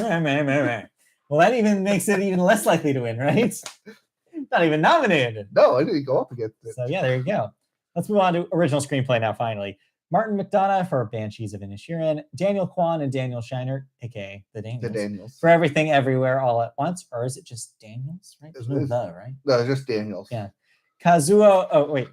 Wrong category here. Steven Spielberg and Tony Kushner for The Fabelmans. Wait, that's adapted from Steven Spielberg's real life. Very good. No, not quite. Todd Field for Tar. Oh, we'll talk about Tar. Ruben Ostlund for Triangle of Sadness. So we are in lockstep here. It's Everything Everywhere. Yes, Daniels will win this. It just won for the Writers Guild Award for Best Original. It's going to win here. Yeah, it makes sense. It's inventive. It's wild. It's creative. It's exactly the thing that I think should win this category. Yep. And I hope it does. All right. Moving on to Best Actor. We have Austin Butler is Elvis. We have Colin Farrell is The Banshees of Inisherin. We have Brendan Fraser is The Whale. Paul Mescal is After Sun. And Bill Nighy is Living. That last one's correct. I'm pretty sure that is correct.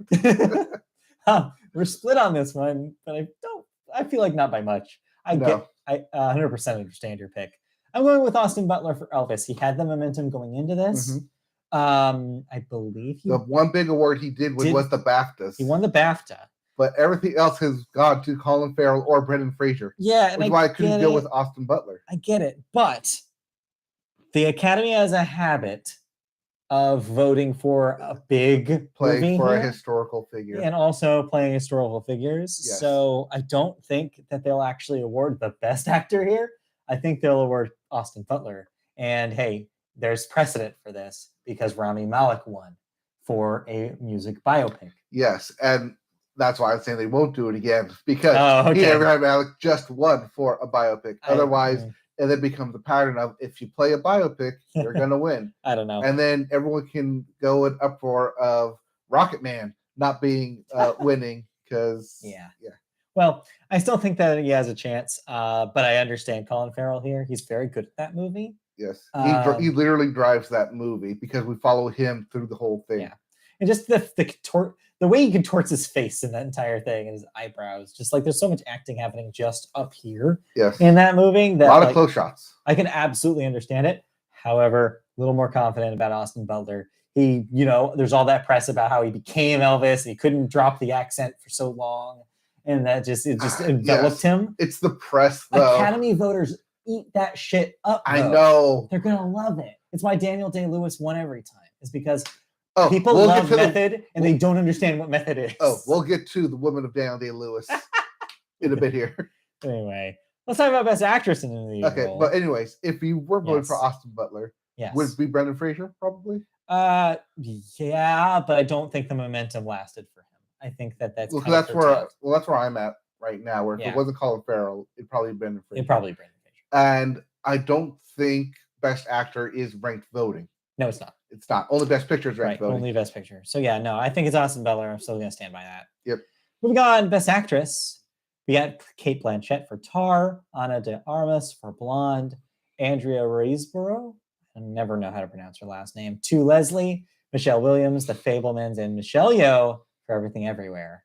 As much as I'd love Michelle Yeoh to win here, yes, we both have Cate Blanchett as a lock. It is the traditional Oscar performance that everybody figures is going to be the Oscar winner. Mm-hmm. She's very good in it. We'll talk about it a little later. Yeah, I think that it's the best part of Tar is her character, and yeah. There is one long take specifically that gets her this award. I think she acts her pants off in this thing, and I think it's absolutely earned. Is the script a little overwritten? Yes, but she does get there. well with what she has, Yes. and yeah, I think it's okay. So yeah, we both have Cate Blanchett as a lock here. Yep. Moving on to animated feature film. Speaking of locks, Guillermo del Toro's Pinocchio, Marcel the Shell with Shoes On, Puss in Boots: The Last Wish, The Sea Beast, and Turning Red. Now, I had Turning Red when these nominations first came out. However, with the Annies, what we talked about last week, yeah, and I think the BAFTAs as well, and the Golden Globe. And the Golden Globe. Pinocchio has been everywhere. Guillermo del Toro's name is on it. We keep saying this because it's still true. That makes voters vote, and I think that they're going to follow him into winning this category. Yep. Man, though, do I wish in an alternate universe that more people loved Marcel as much as I did, because I could see it easily taking this. Also, where's the screenplay nomination for this thing?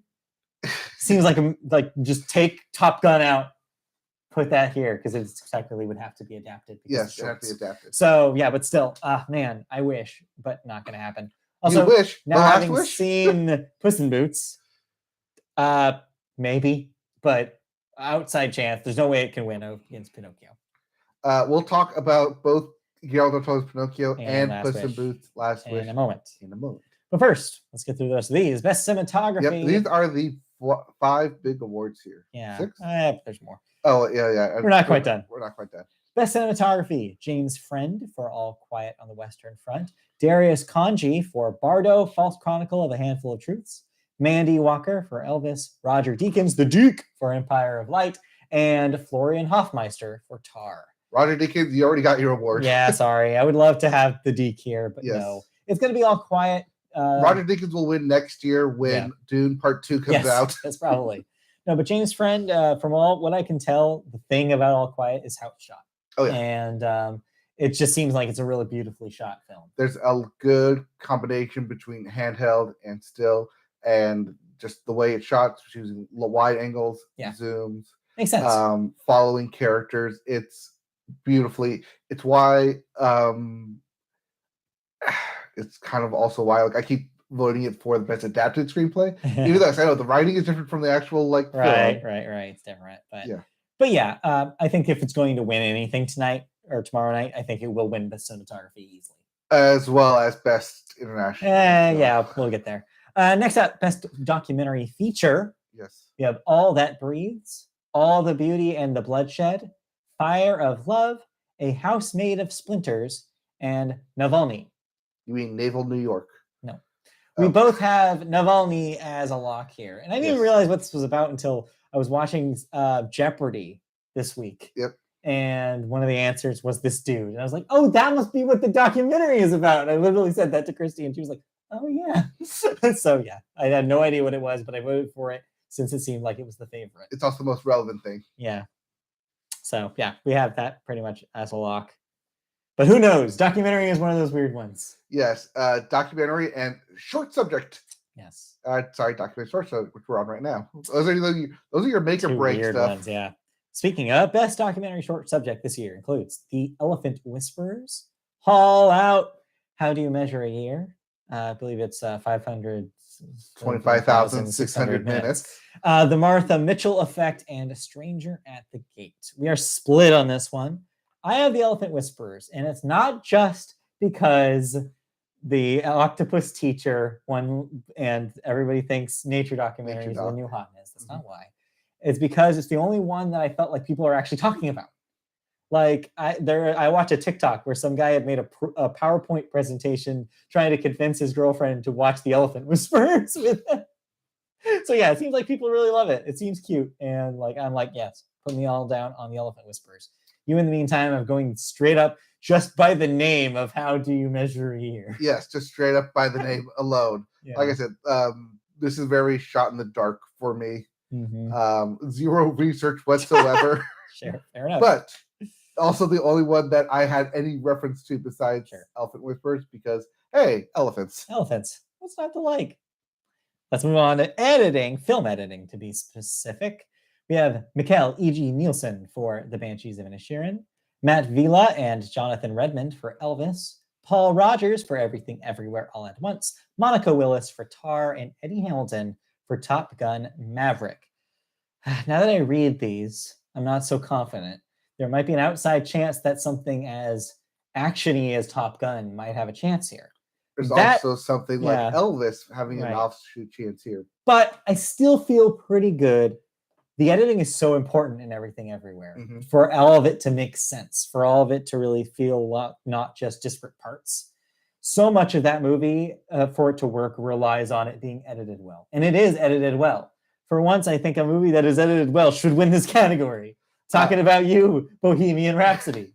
Well, that's why Elvis is in here, because Bohemian Rhapsody. That's why I bring that up. Yeah. So, but yes, the fact there was a behind-the-scenes featurette on Everything Everywhere for the editing, and there's a team of 8 people. Oh yeah, mainly editing. It's not just Paul Rogers here, even though he will take credit for the Oscar. Yes, he's lead editor, but yeah, he'll take the credit for his team. Yeah, but 8 people edited the majority of Everything Everywhere. Yeah, so I think it's an easy pick here. It's a reason why we're locked on it. Yeah. Next up, international feature film, also an easy lock. All Quiet on the Western Front from Germany, Argentina, 1985 from, you guessed it, Argentina, Close from Belgium, EO from Poland, and The Quiet Girl from Ireland.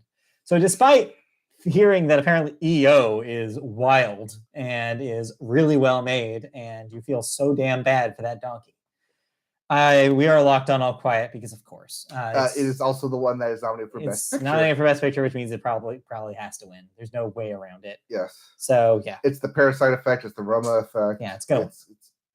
If you're gonna put an international film in your Best Picture category, it wins that category. It probably wins international feature. If it doesn't, you messed up. Next up, Best Makeup and Hairstyling. We have Heike Merker and Linda Elsenhamerova for All Quiet on the Western Front, Naomi Dunn, Mike Marino, and Mike Fontaine for The Batman, Camille Friend and Joel Harlow for Black Panther, Wakanda Forever. I wonder if this... what?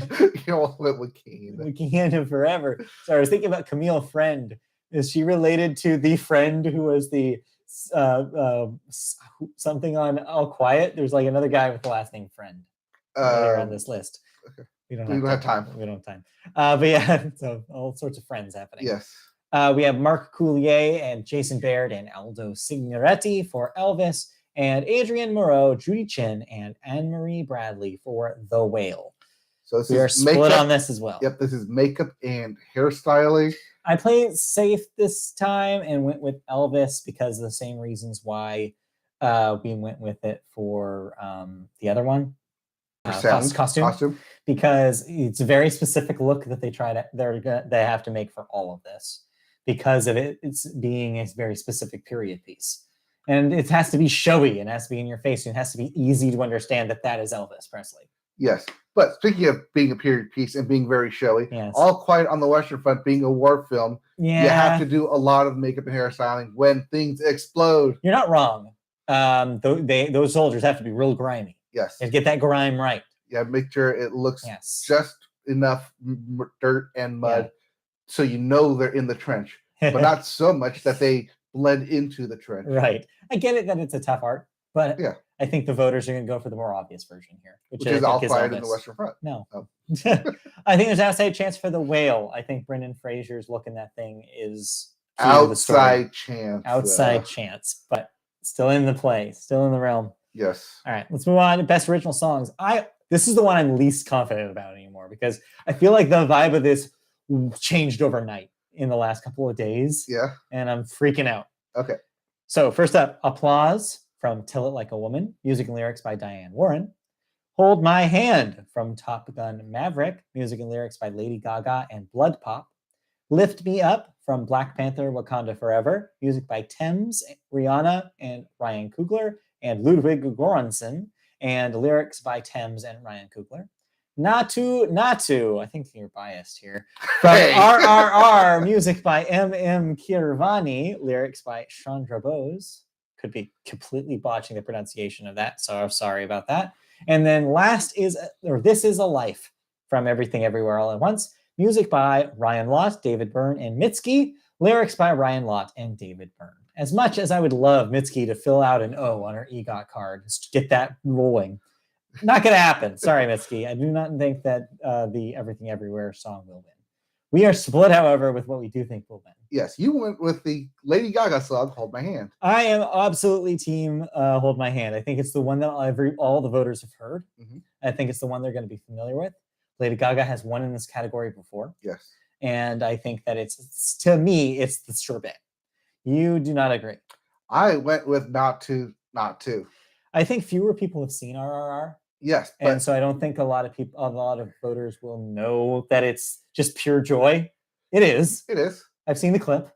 It's amazing. Yeah. I'm so glad that they're going to be able to perform it on the show. Oh, tomorrow. Yeah. I think people are going to have their minds blown. They're going to open with Not To. And it's going to be great. Yeah. However, it won't win. And it doesn't have a chance. There's so many more people that people recognize. Like if Diane Warren is on a ballot and Lady Gaga is on the ballot and Rihanna is on the ballot and David Byrne is on the ballot, they're not voting for the one that doesn't have any of those names on it. I'm sorry. It's just, I hate to be the bearer of bad news, but. Well, one, I can be biased about it. Yes. Two, it's also the one that won the BAFTA for Best Original Song. Sure, but BAFTA, yes. There's a lot more sensitivity to international world music in the BAFTA stage than there is in the Oscar stage. I don't think it has a chance.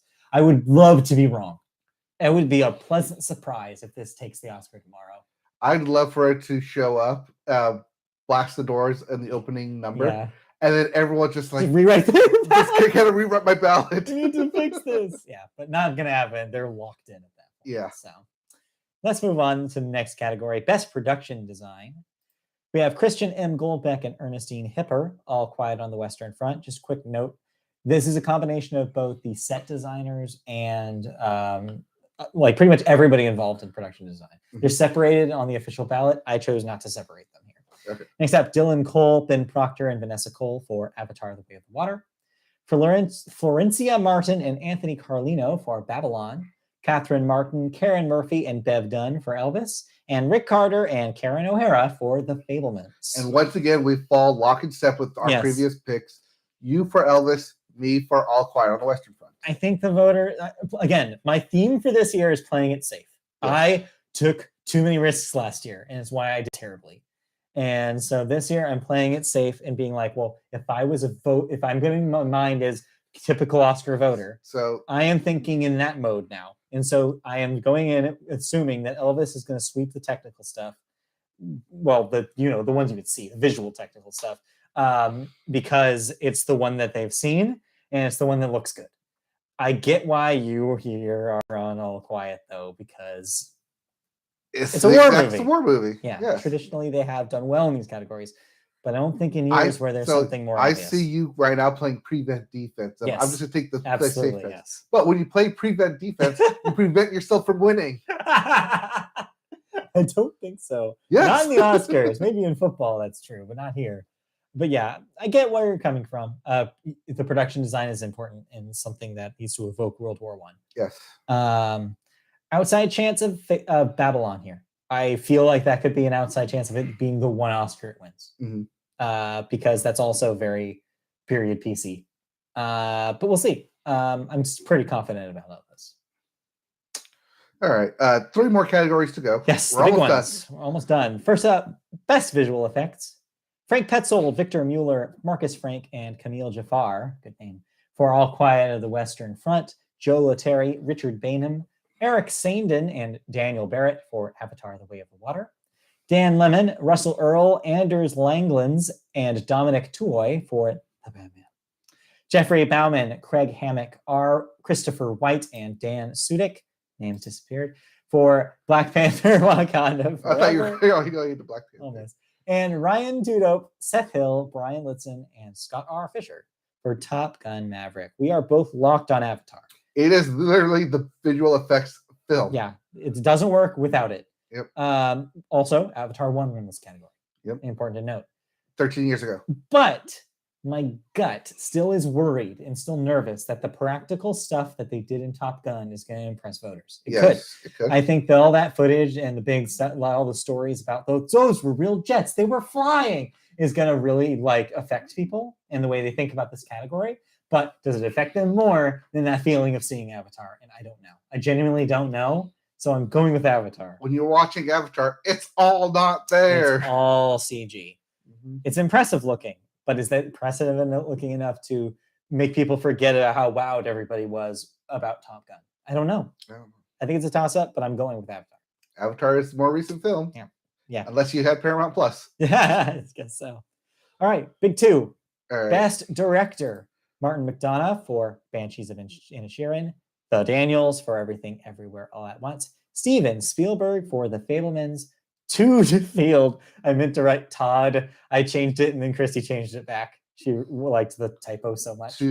Todd Field for Tar, and Ruben Ostlund for Triangle of Sadness. I am sad for Triangle of Sadness because I feel like it's going to get shut out in every category. We both have the Daniels here. Yes. As we mentioned before, we're planning on Everything Everywhere to pretty much sweep, except in the supporting actress award. Yeah. I think it's got a huge chance. I think they're hot right now. The momentum is on them. I think that they just won the DGA. They just won the PGA. Oh yeah, the guilds are all for them. Yep. I think that and this is a statement Oscar, as I've said before. I think if they win this, it's proof that things are changing. Yes. In the public perception of how we expect movies to be directed, and it's good news. They should that this new kind of filmmaking should be the mainstream, and this is the moment where it breaks through. If they don't win this, it'll be an upset. Talking to you, Steven Spielberg. Next up, Best Picture. Your 10 movies are All Quiet on the Western Front, Avatar: The Way of Water, The Banshees of Inisherin, Elvis, Everything Everywhere All at Once, The Fabelmans, Tar, Top Gun Maverick, Triangle of Sadness, and Women Talking. And as you might have guessed, we're locked on Everything Everywhere taking this thing. Yep, it won the ensemble. It won, like I said, for producers. It won directors. Yeah. It won. The only place it didn't win was the BAFTAs, but that's because it wasn't nominated. Right. I think if it doesn't win, it will be a upset just as much as the Chadwick Boseman upset. Yes. It will be a moment like that where everybody's like, wait, what? It'll be a Green Book. Mm-hmm. If somehow Everything Everywhere fails to win this. I think if it's not, through some sort of strange finagling of Oscar voting, if it's not Everything Everywhere, my best guess is Banshees. You think so? Yeah. I honestly do not think any of the rest of these movies can win. Really? You're not lockstep with Elvis on this one? No, I'm not. No, Elvis, I think you don't want Elvis to win. A spectacle, but I do not think it's Best Picture. Okay. I think that Tar, maybe, but Tar has baggage. Yes. We'll get there. But I don't know. I think that, it has to be Everything Everywhere. I honestly don't know what happens if it loses. Maybe we get sucked into an everything bagel. Who knows? Maybe. All right, that's our Oscar predictions. Take them or leave them. There, if you lost track of these and if you need a place to look at them, hey, they're on our website, mediaboatpodcast.com. Go there and see it written and use it as a guide going into tomorrow. But with that, we move on to the last thing we want to do today, which is talk about some movies that we watched and we have thoughts on, some of them competing in the Oscar race tomorrow. Yeah. So where do we want to start then? Actually, all of them are.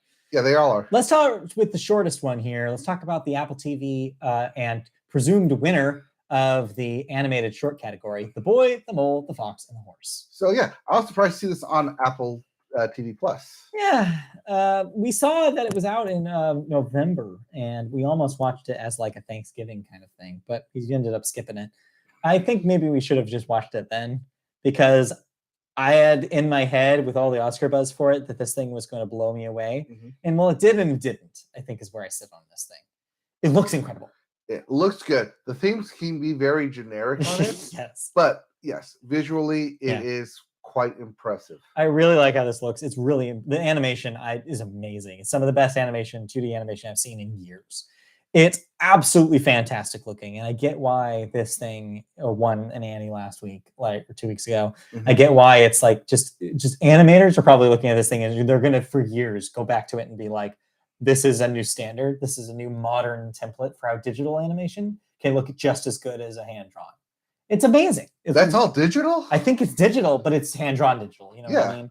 I'm just saying that like it harkens, some of the detail work is harkens back to like 1940s Disney. That's how good this looks. And it's modern. And there's a lot you can say about that. It looks like a storybook came to life. All that to say, I honestly thought it was such a snore fest. I thought this thing was so boring. It's a very boilerplate story about mental health and a kid struggling with family and feeling lost and not feeling like trying to find their way. Yeah. Speaking up for themselves. But when I mean boilerplate, I mean boilerplate. I mean like it doesn't even try to use metaphor. It's actually interesting that we're going to talk about this and Puss in Boots this week because there's parallels that I want to compare and contrast with that movie when we talk about that movie. But here, it's almost like they just took the most basic concepts of therapy and put them in a script. It's just inexplicable. No kid is going to enjoy this. They might be like mesmerized by how it looks, but as soon as they start talking, a kid's going to want to go play with their toys. They start talking about deep things. This isn't for your typical kid. This is for your inner child. It's a therapy session with animals. It's almost like they took an episode of Winnie the Pooh and Christopher Robin all of a sudden started asking existential questions to Eeyore. Like, it's such a weird thing. And I just Gopher don't is in the film. Yeah, there is a mole, yeah. But that's the thing is that, like, the mole's the best character in this thing because at least seems like he has a personality. Yes. The rest of them are just talking about therapy talking points. The mole just wants his pie. Get this mole some pie. Cake. It was cake. Sorry, cake. Pie was Puss in Boots. Yes. Right. Thank you. But yeah, no, it's just like what cake is where the home is. Like, who is this for? The whole time I was like, is it just for the parents of kids? I just don't understand it. But it looks amazing and it will win the Oscar no matter what I have to say about it. It's cute, but yeah, no, this is definitely not for kids. This is adult themes, adult like trauma and feelings of lost and trying to work through them. Don't get me wrong. I've been established on this podcast as somebody who enjoys that kind of content in media, especially for children. I love shows that delve into talking about these issues in a way that a kid can understand. But there's two things that this doesn't do. One, do it in a way that they can understand. There's too much therapy language being used here. It's too on the nose. Mm-hmm. There's no metaphor to like not sugarcoat it, but to like make you think about it in a way that's not just, I feel like I'm on a couch right now. It's just, it needs to... Well, that's why I was on Apple TV Plus, because you are on a couch right now.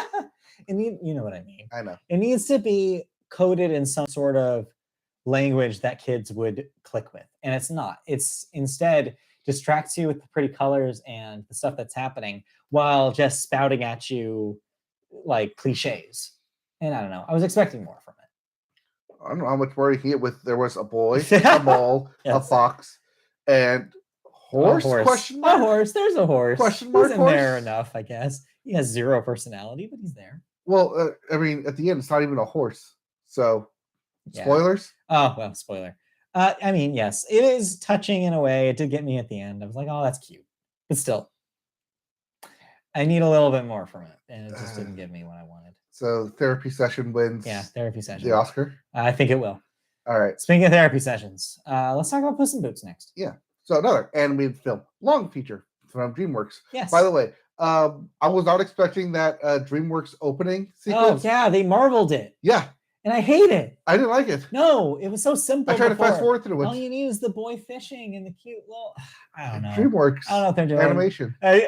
Christy said something funny about it too. I was telling her the same thing. I was like, I don't like it, and she was like, I don't know. We saw all our friends, like maybe your friends. Which brings up my first thing I will say about Puss in Boots: The Last Wish.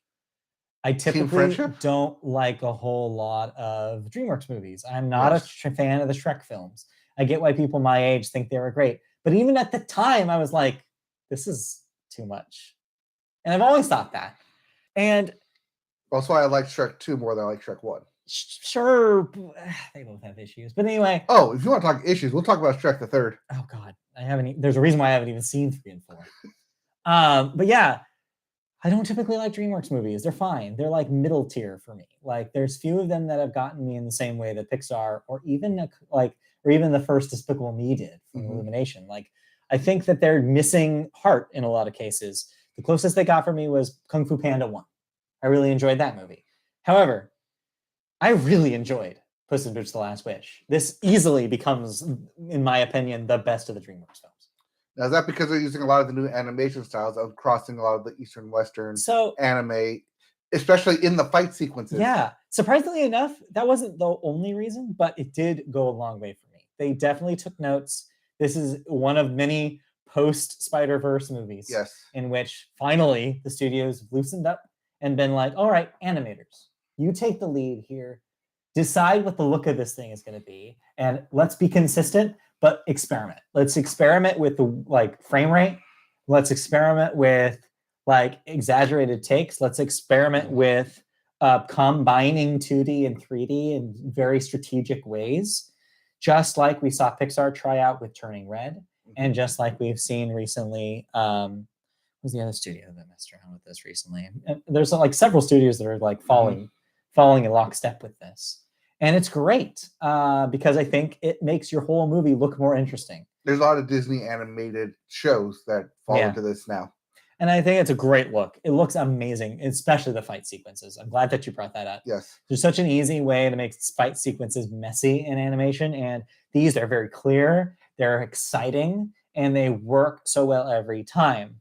There's also a definite genre break between the story that Puss in Boots is telling and straight up, here's your action sequences. It does both really well, which brings me back to the boy, the mole, the fox, and the horse. Puss in Boots also, the story being told here, also lightly touches on some mental health stuff.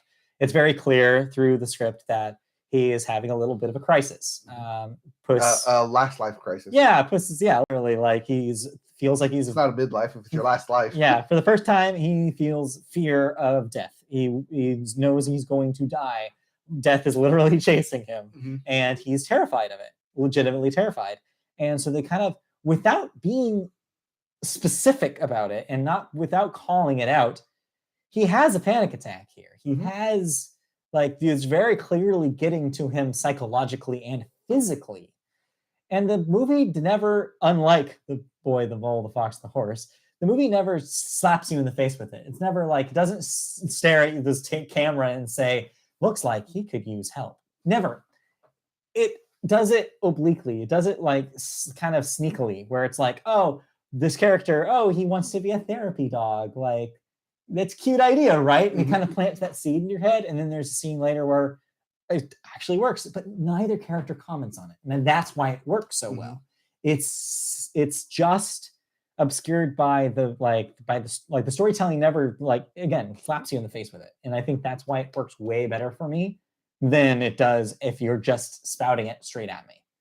So I really enjoyed the heart of this film. I think it's really got a really strong emotional core. Did I love the entire script? No.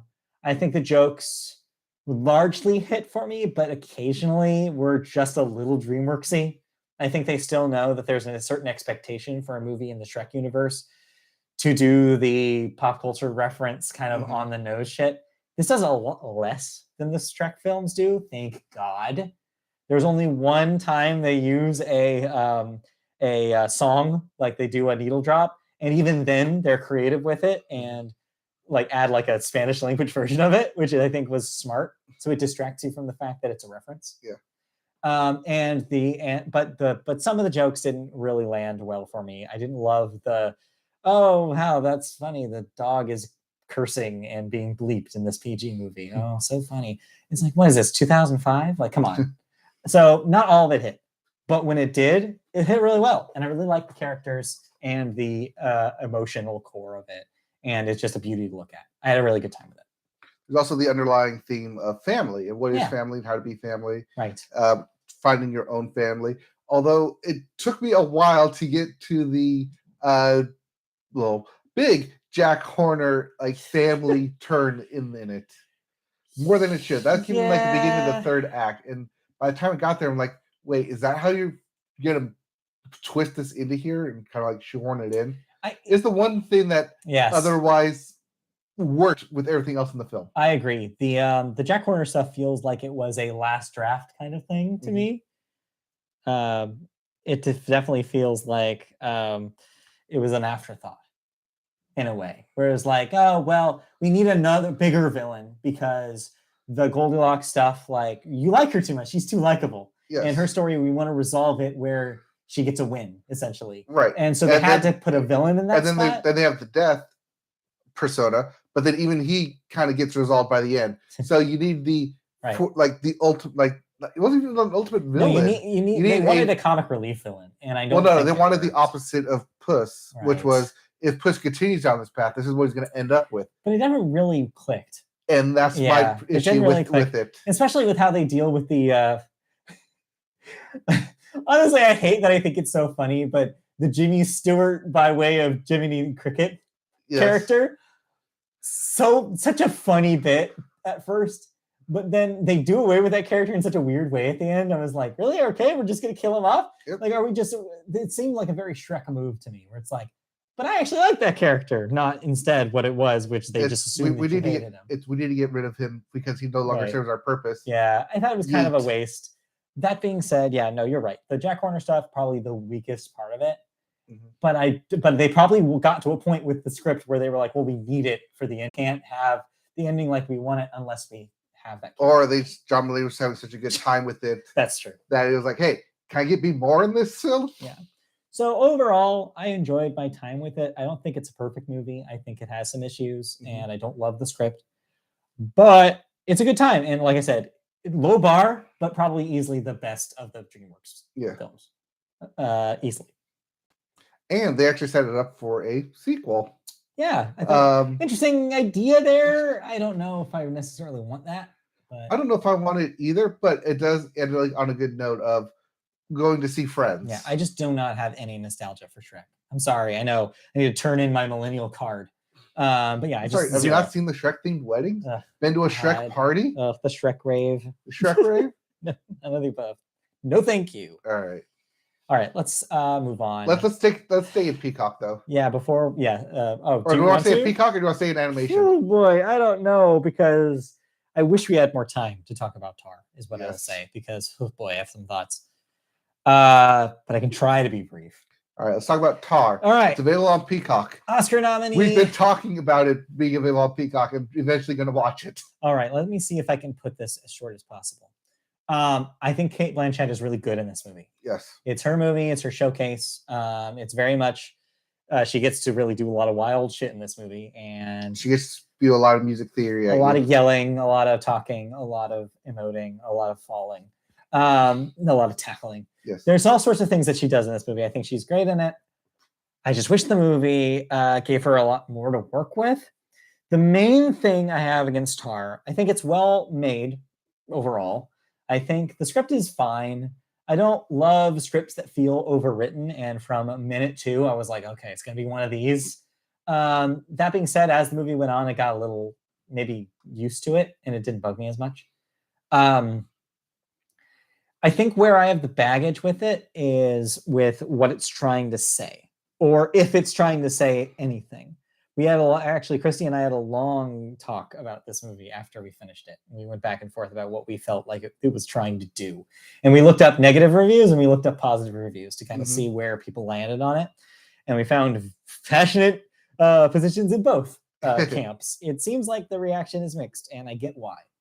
I think what it's saying about cancel culture is interesting in the way that it's in the things that it's choosing to show and the things that it's not choosing to show. The narrative it wants you to follow and the narrative that it's kind of puts on the edges, the fringes, and don't show literally on the camera. Todd Field is making choices with what he chooses to show and what he chooses to not show. Mhm. And I think the fact that he is making those choices at all makes me wonder about whether or not the film is actually showing, like, taking an ambiguous take. To be more specific with what I'm trying to say, and again, I'm trying to be brief, I'm really trying, is that, like, there are things that are very clear that that Tar, the character, has done, does do, or has done to her during the course of this film that are said but never shown. He cuts away right before nearly every instance of something that she is either allegedly responsible for or that happens to her. So it is left to the audience to just assume, okay, well, who do I choose who to believe, essentially. But the thing that is left unambiguous is that she does fall from grace. Like that final scene, which, oh boy, that final scene, we have to talk about it. I'm sorry. Spoiler for Tar. All right, spoiler for Tar. We're not going to spoil anything but the last scene here because I want to talk about how ridiculous it is, especially for here, the Media Boat podcast. Yes. The last scene of Tar is, so she is a conductor. That's the whole movie. She's like a very famous orchestral conductor who has made a name for herself in that industry. She is huge. She's a big deal, and a lot of people respect her. It literally opens with a string of awards and accomplishments. And she's talk show circuit, like interview circuit. Like she's very well known and very regarded. Well, over the course of the movie, for reasons, she gets basically her reputation is shot. She it gets to the point where she pretty much cannot work in the United States. Like no one will hire her. She can't find a job. So she moves. She moves to Thailand and she gets a gig there. And she's working on something that you're not sure what it is. All you know is she's in Thailand. It seems like it's another conducting gig. It's set up to make you believe, oh, she's just doing the same thing over there. However, it cuts to a screen, the projection screen that is showing video from very clearly a video game of some sort. The narration sounds familiar in a weird way. And it cuts to the audience as she begins to conduct. And the audience is dressed up in maybe some sort of for lack of a better word, tribal gear. It's unclear at first. But then ultimately you realize, oh, wait, it's a cosplay convention for Monster Hunter. Mm-hmm. So clearly the script wants you to believe that, yes, there has been a fall from grace here. It is a fact that she cannot do what she used to do because she has quote unquote been canceled for the things that occurred during the film or before the film. And yeah, is it kind of a slap in the face in video game music? Yeah, it is. But I'm willing to put that over to the side because it's not important to this conversation. Clearly what the script is doing is written in the way where you're supposed to say, okay, clearly she is at rock bottom, because this would never have been a job that she would even consider taking with the level of fame and pride. Right. Even during the film, she's trying to write her next classical piece. So it's a big downgrade for the character. Not, saying any personal opinions here. For the character, it is very clear that she is sunk very low. But yeah, again, though, there's only so much a script can, your own choices that a director is making with their script, where they know things that have happened, but they choose not to show it. To me, that is saying something.